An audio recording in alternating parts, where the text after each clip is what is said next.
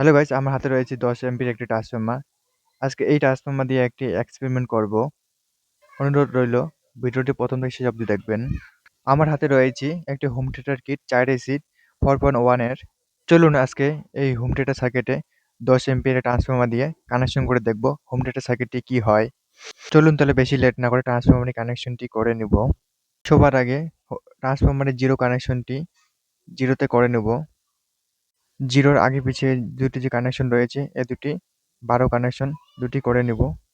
ট্রান্সফরমারের সাথে home theatre সার্কিটটি কানেকশন করে নিলাম। এবারে হচ্ছে স্পিকারের কানেকশন দুটি তাড়াতাড়ি করে নেব যেন ভিডিওটি লেট না হয়।